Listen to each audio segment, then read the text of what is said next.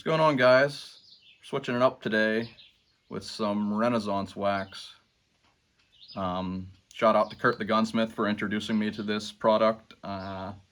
It was actually made by people at the British Museum. It's used by them in museums all across the world to revive and protect valuable furniture, leather, paintings, metals, marble, ivory, etc. It freshens colors and it imparts a soft sheen. It doesn't like really give you a high gloss finish, but it just cleans and protects, seals. It can be used on metals, as it says, or anything, so it's not going to hurt your firearms. So I figured I'd try it on this old rifle. I figured if it's museum quality, surely I can use it on my 5th grade uncle's rifle that he made back in the 1800s. He was a well-known gunsmith of his time from Putneyville, Pennsylvania. After I apply this and get it buffed in, I'll step out in the sun here and we can see some results. And then I will also go through some distinct features of these rifles. He didn't always engrave the barrel with his name. Sometimes he engraved the customer's name into the barrel. So they have a tendency of slipping through the cracks because people don't realize what they have. So hopefully this video can help somebody identify one of these and ideally bring it back to me. But regardless, I want people to know what they have and not be mistaken by a customer's name on the barrel thinking it's some kind of unknown gun maker they've never heard of. There's actually 2 of his rifles in the Heinz Museum in Pittsburgh. I think they might accredit one to the work of his son, but if you look at it, and you'll understand better after I point out these distinct features of Williams rifles, you'll know that they are actually both Williams work. Now I'm trying to stay away from the brass inlays for the most part. It's not going to hurt to get this wax on them. I just don't want to buff too much over the brass and hurt the patina. So this wax dries pretty much instantly. What I applied here first is dry now, and then you just kind of wipe it off, buff it in, much like waxing your car.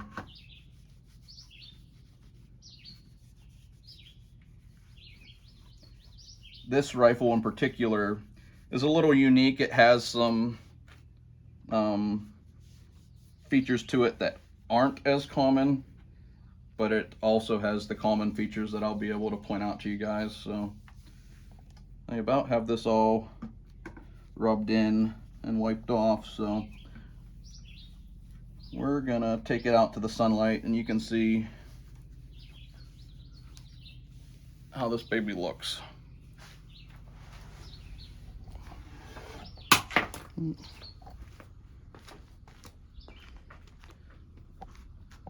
So the first thing you should notice, maybe not in video, but in person, if somebody walked into a gun show with one of these, is the drastic drop in the stock. The stock drop is for shooting off of the bicep rather than up in the shoulder. It's designed to hold down here, then your cheek lays nice. And it's said to just be a more accurate way of shooting his rifles. So that's a little bit unique. Other muzzleloaders have close to this drop, but I've never really seen many that have this significant a one.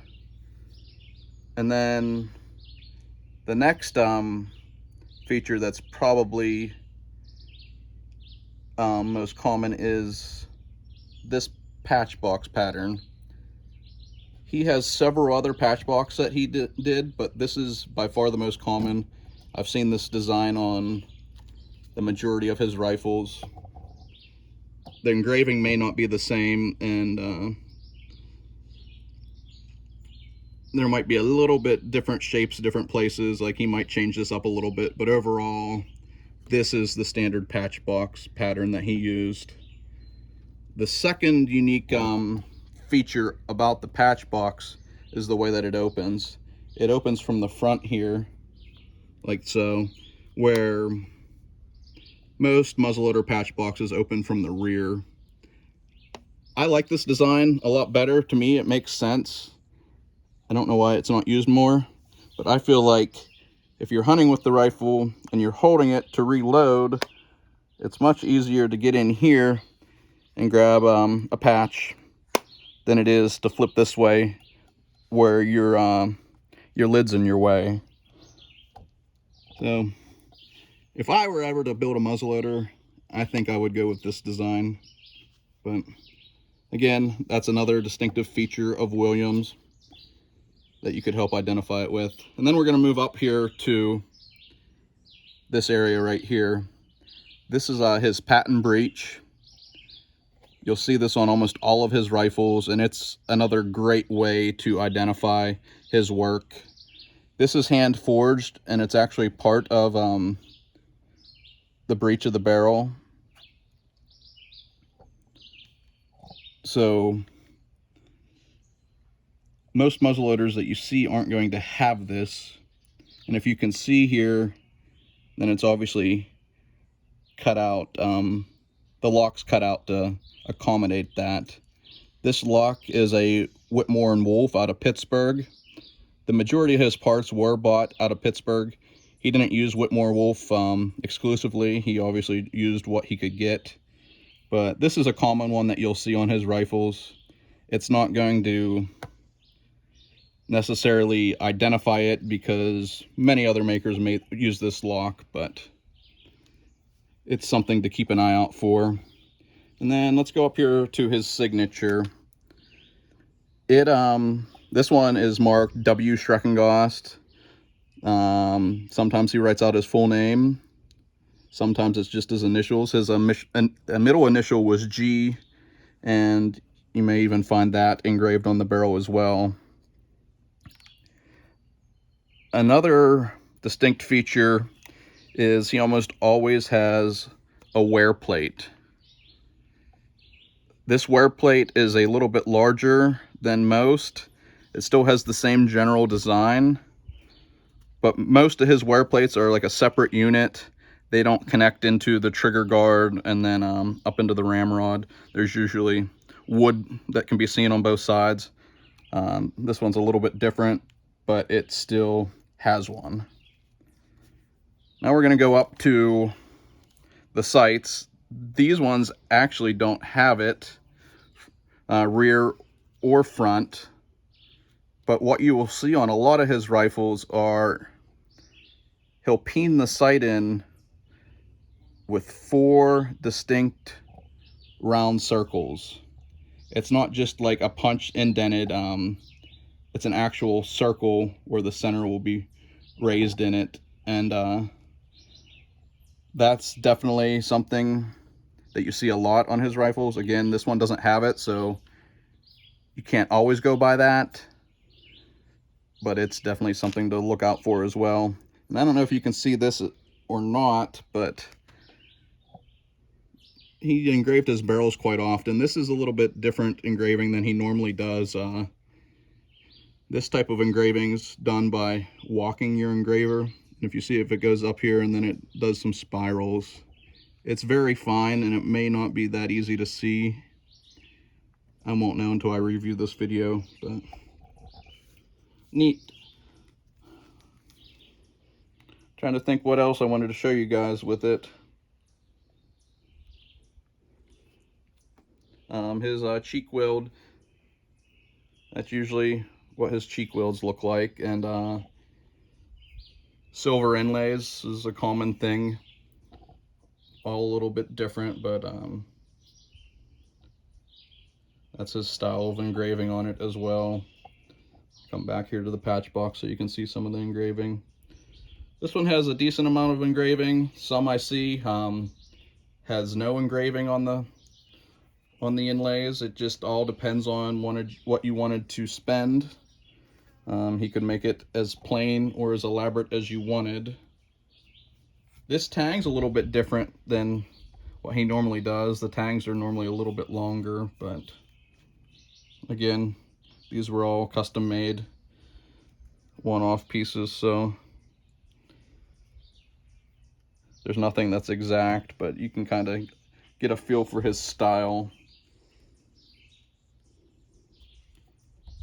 And I think that's pretty much it that I can show you on this rifle. We actually own one of his original rifling benches that he rifled these barrels with. He would buy the barrels probably with the hole, with the hole in already from Pittsburgh, but they weren't rifled. And then he utilized what they call a gain twist. The rifling twist rate started off slower, and the closer it got to the muzzle, the faster it got, making them more accurate. Like I said, these were said to be some of the most accurate rifles in their day. Heard stories about people carrying his rifles in the Civil War. I can't think of the book offhand that talks about Old Shrek, which in the book, Old Shrek is referring to the rifle, not William himself, and just really praising his rifle and the accuracy that it had.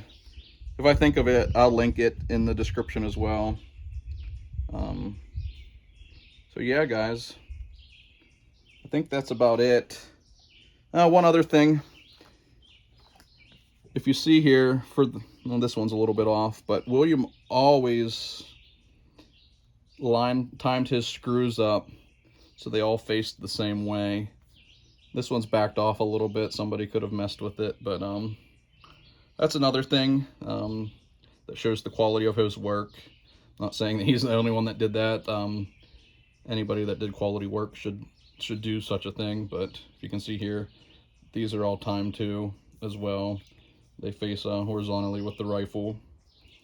But again, these were built over 150 years ago, so people could have taken them apart, and they might not necessarily be untouched. And I'm going to wrap this video up. I will put a link in the description for the Renaissance wax, and like I said, if I can think of it, the Civil War book that talks about Old Shrek, I'll link it in there as well.